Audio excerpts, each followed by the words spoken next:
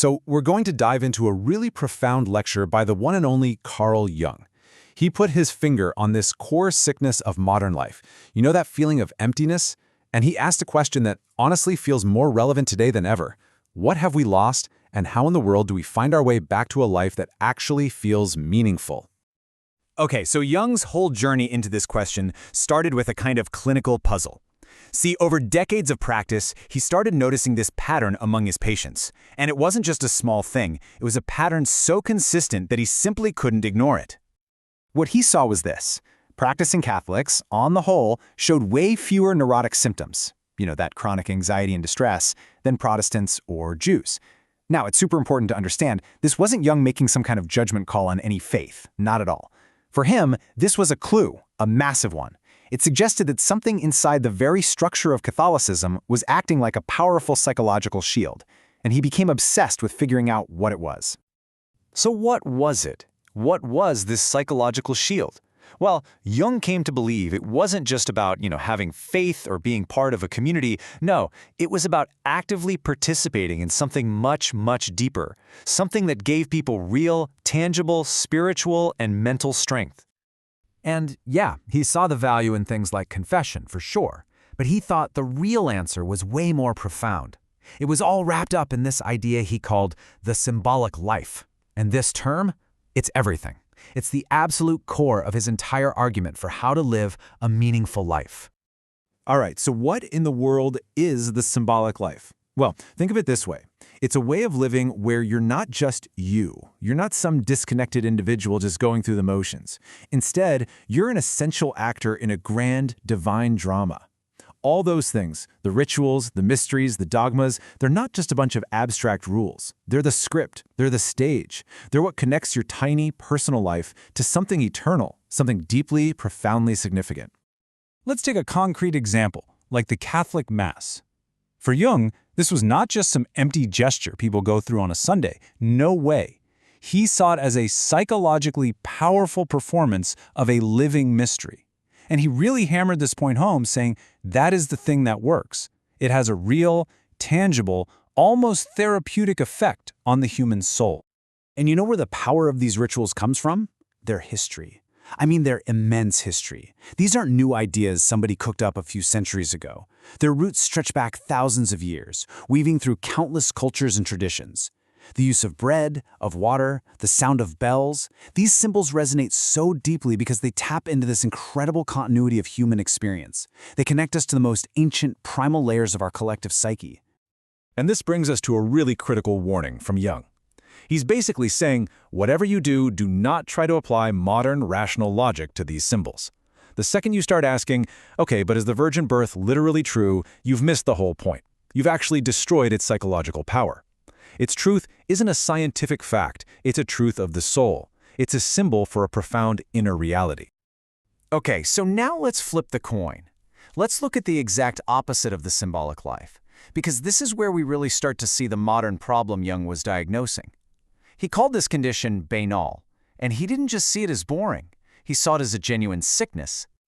The contrast here is just stark. On one hand, the symbolic life gives you this incredible role in a divine drama. Your life has meaning built right into it. And on the other hand, you have what Jung called the nothing but life. You know this one. My job is nothing but a way to pay the bills. My relationships are nothing but a bunch of chemical reactions.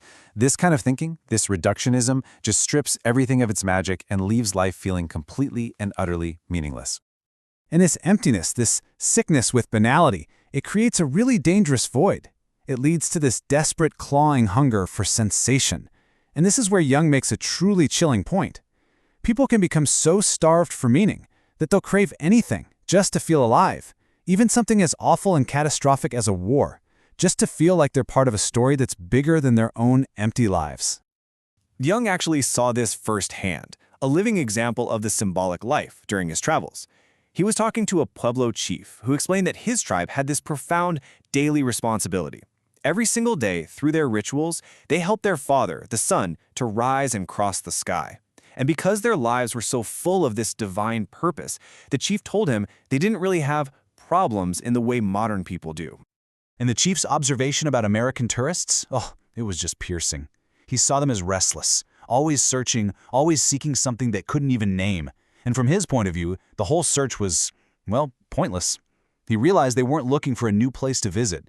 They were looking for the sacred role in the world that they had completely lost. So this brings us to the big, tough question, right? What happens when our modern intellect, our education, our whole worldview just makes it impossible for us to believe in these old symbols anymore? What happens when those containers that held all the meaning just break? And Jung is absolutely unflinching on this point. There is no easy way back. He says, once intellectual doubt creeps in, the old symbols just lose their unconscious power. You can't simply will yourself to believe again. It doesn't work that way. As he puts it, doubt has devoured it. The spell is well and truly broken. You know that old church doctrine, outside the church there is no salvation? Well, for Jung, this takes on a whole new and frankly terrifying psychological meaning. He's not talking about hell or damnation in the afterlife. He means that when you're outside the protective walls of a symbolic system, you have no salvation from psychological chaos. You're not held in place anymore by the consensus of your people. You are completely and totally on your own. And what's the result of that? A profound existential loneliness. And we're not talking about just being physically alone here. No, you can be in a city packed with millions of people and feel this bone-deep terror, because that part of you, the part that needs to live a symbolic life, the part that connects you to everything else, it's been left untouched, isolated, and it's absolutely starving. So, if you can't go back and staying where you are feels unbearable, what's left? Well, this is where Jung points to the only path forward. He says when the outer world doesn't give you a map anymore, the journey has to turn inward. This right here is the modern quest. It starts by really accepting that you're alone in this. Your guide isn't a priest or some ancient text anymore. It's your own unconscious, and it speaks to you through your dreams. Your new job is to become a careful observer of your own inner world, because if you do that, new personal symbols will start to bubble up. And for this kind of person, religion becomes something different. It becomes the sacred act of just paying close attention to these inner facts. Let me give you a practical example of how this works. Jung had this patient who dreamed that he, Jung, was a god. Now, another doctor might have just dismissed that as a delusion, but Jung understood it symbolically. He knew her unconscious wasn't literally saying Jung is a god. It was expressing a desperate, very real need for the divine, and he was just the screen she was projecting that need onto. By taking the symbol seriously, he could get to the real spiritual hunger underneath it all. And that's exactly why, for Jung, the dream becomes the essential tool for modern life. If you find yourself outside those protective walls of traditional belief, the dream is your guide in the darkness. It's the friend you have when you feel totally isolated. It's the voice of your soul when every other voice has gone silent. And really, that's the ultimate takeaway from this whole powerful lecture. It's a question that completely shifts the search for meaning. Instead of looking for answers out there in the world, it asks you to turn inward and become that careful observer of your own inner landscape. So the final question for you is this. When all the old maps are gone, what new ones is your soul trying to draw for you?